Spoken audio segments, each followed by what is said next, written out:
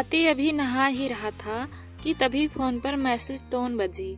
पत्नी मोबाइल के पास में ही खड़ी थी। उसका ध्यान फोन की तरफ गया।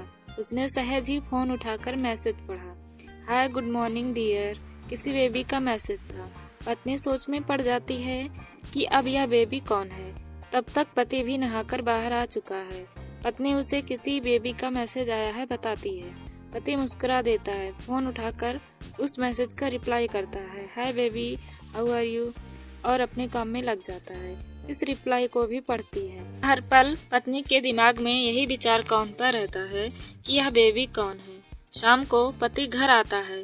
पत्नी उससे पूछती है, यह बेबी कौन है। पति जवाब में सिर्फ मुस्कुरा देता है और फिर से अपने काम में लग जाता है। 2-3 दिन बीत जाते हैं। उन विचारों ने अभी तक पत्नी का पीछा नहीं छोड़ा था और फिर से पति के मोबाइल पर फिर एक बार बेबी का मैसेज आता है, आज तो मिलोगे कि नहीं, तुम्हारी बहुत याद आ रही है। इस मैसेज ने आग में घी का काम किया। पत्नी का शक और भी ज्यादा पक्का हो गया। बीच बीच में ऐसे मैसेजेस का आदान प्रदान होता रहता और पत्नी के मन में शक की जड़ें और गहरी होती गईं। पति पूछने पर भी जवाब में सिर्फ मुस्कुराहट के और कुछ नहीं कहता। यह शक गुस्सा बनकर तब ज्वालामुखी की तरफ फट पड़ता है जब एक दिन उसने अपने पति की जेब में सिनेमा की 2 टिकटें मिलती हैं।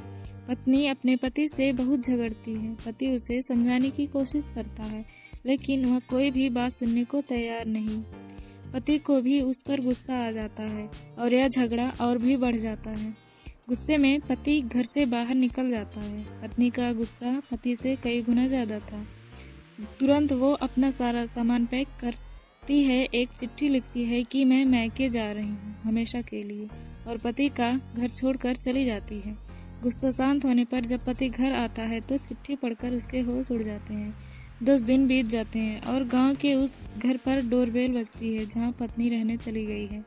पत्नी दरवाजा खोलती है। दरवाजे पर 10 साल की एक छोटी बच्ची हाथों में चिट्ठी लिए खड़ी ही वह पत्नी को वह चिट्ठी दे देती है। बच्ची से वह चिट्ठी लेकर पत्नी चिट्ठी खोलकर पढ़ती है, डियर वाइफ, जिस बेबी की वजह से हम दोनों में इतना झगड़ा हुआ है और तुम हमारा घर छोड़कर चली आई हो, यह बच्ची जो तुम्हारे सामने खड़ी है वह वही बेबी है, अनाथ आश्रम की एक प्यारी बच्ची। इसी के साथ मैं बातें करता था, सिनेमा जाता था। पहली बार जब तुमने बेबी के कमरे में पूछा था तो मैंने जानबूझकर तुम्हें नहीं बताया था। सोचा था थोड़ा मजाक करता हूँ, देखता हूँ तुम कैसे रिएक्ट करती हो।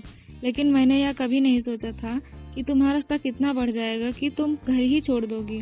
हाँ, सबसे जरूरी बात, यह बेबी तो बेबी है, वह किसी और की नहीं बल्कि तुम्हारी ही बेटी है। रुको, अपने आप को संभालो और आगे की बात ध्यान से पढ़ो।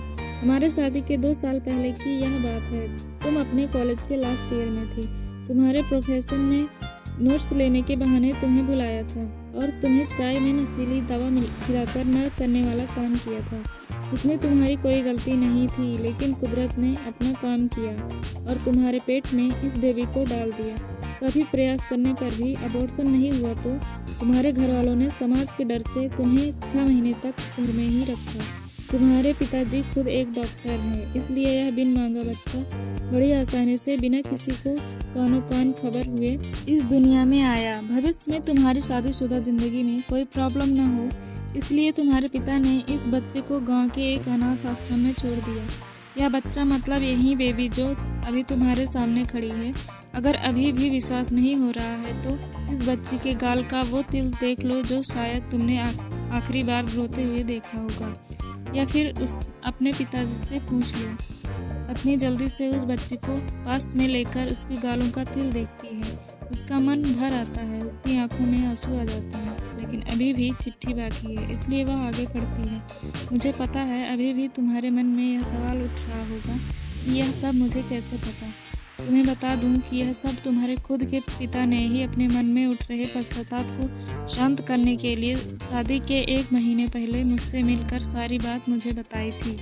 उन्होंने यह भी कहा था कि अगर मैं चाहूँ तो शादी से इनकार कर सकता हूँ। मैंने तो स्वीकार किया क्योंकि इस पूरी घटना में तुम्हारी कोई भी गलती नहीं थी और हमारी शादी हो गई। तुमने मुझसे बहुत प्यार दिया, लेकिन तुम्हारे पिता से बेबी के बारे में जानने के बाद मैं उसे मिले बिना नहीं रह पाया। मैं बीच बीच में उससे मिलता था उससे मिलना, उसके साथ समय बिताना मुझे अच्छा लगता था। कितनी प्यारी बच्ची, बिना किसी गलती के क्यों सजा भुगते? बस इसलिए मैं उसे थोड़ी सी खुशी देने की कोशिश करता था। बस मुझे इतना ही कहना था।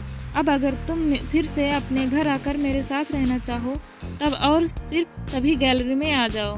तुम्हारा और सिर्फ तुम्हारा डियर पति। बिना एक क्षण की देरी किए भी पत्नी दौड़कर गैलरी में पहुंची और रास्ते पर उसका पति खड़ा था। उसके चेहरे पर मुस्कान थी और पत्नी की आंखों में आंसू के पूर। कारण कुछ भी हो, अपने दोनों के बीच में कभी भी सबको थोड़ी सी भी जगह मत दो, क्योंकि दुनिया में हर बीमारी का इलाज है, लेकिन शक नाम की बीमारी का कोई इलाज नहीं है। मन शांत रखो, जो भी मन में आए एक दूसरे से बताओ।